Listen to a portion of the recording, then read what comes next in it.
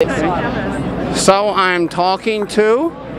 I'm Zoe from OccupyWallStreet.org. And what do you do? What have you been doing in the movement?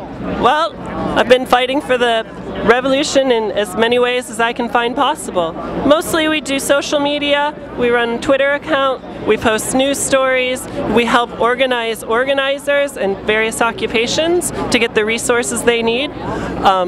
We do a lot. I wear a lot of hats right now, although mostly they're gray. And Occupy Wall Street, is that the official, I guess there isn't any official site, but is that the biggest site for Occupy Wall Street? Yes, it's the largest site for the movement. We call ourselves the unofficial de facto voice of the movement. We're not part of the New York City General Assembly. We're an autonomous affinity group of tranarchists.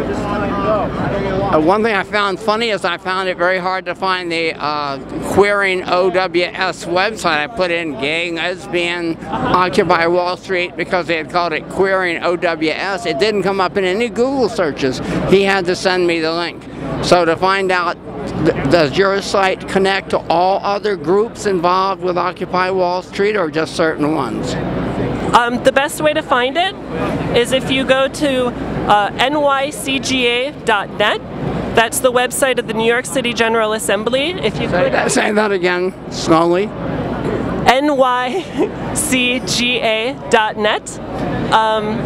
And that, if you go there, you can click on groups, and there you can find various working groups and caucuses within the movement, including Queering OWS. Are there, how many are there, do you know? Has anyone done a count, rough estimate? You know, there is a number on the website. I don't remember what it is, but it's growing all the time. Do you have any measure of the traffic that you get, or you get much hostility or much support? We've been getting a lot more support lately, especially from the LGBT community in New York and also nationally. We were just in an article in the Gay City News, so I think a lot of people are finally beginning to find out that the role trans people and other queer people have played in this movement from the beginning. So yeah, generally it's been very, very supportive. So the gay people are very well represented throughout the movement in all the different caucuses, you believe? Yeah, I think that's definitely true. And beyond that, I also sense a new freedom in this movement, where the people, even the straight people, have an acceptance of people who have different gender identities or different ways of expressing their sexuality. And I think that's really important, and I think it's really exciting. When you're unemployed and you have limited income, it's funny, all poor people are hungry, and so you have a common cause. Yeah, that's definitely true. I am certainly one of the 99%. I've been unemployed for over a year.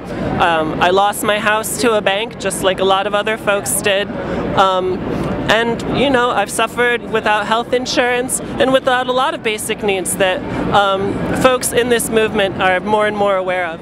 So, are there some groups here that have surprised you? You must have been a learning experience to get and discover all these subgroups and caucuses, all different issues involving them. Do you want to tell me about some that might have surprised you or people might find very interesting? Well, I mean, what I've been working most closely with lately in terms of the groups of the movement are Women Occupying Wall Street, which is the Women's Caucus, and then also Queering OWS, which is the Queer Caucus.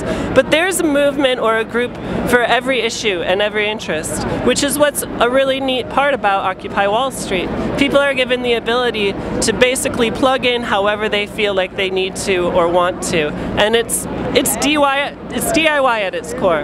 Are women well represented here in Occupy Wall Street? I heard some debate about a women's safe space tent, and they were having trouble, or the men had taken it over and said they were the only ones that could make it safe. I don't remember the details, but you can tell me. Well, I think safety for women and for gender non-conforming people especially is always an issue everywhere, but especially somewhere where you have a lot of people living in close quarters and difficult conditions. I think safe spaces for women is definitely important, and it's important to make sure that those safe spaces are also trans-inclusive, which is one of the things that we've been working with the various caucuses to ensure happens. What can people do at home? People that maybe are watching this on YouTube, what can they do to give you support order to help people that are trying to do something here? Sure. Well, the best thing they can do is find their local occupation. So even if you're not close to New York City, there's thousands of occupations across the country and the world that they can get involved in, or they can start their own. We're also encouraging folks to start their own organizing in the workplace. So those are two ways to get directly involved with activism.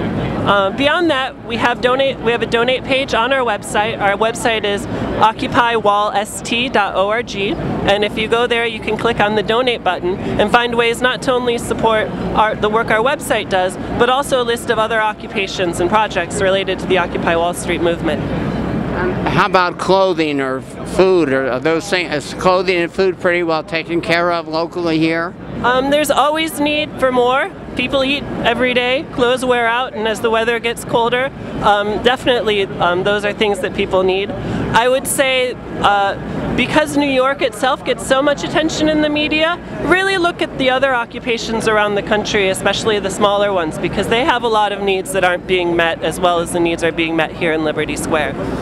Well, thank you very much. Have I covered everything? Yeah, I think you have, and you've helped me somehow get over my fear of cameras, which is wonderful. Thank you.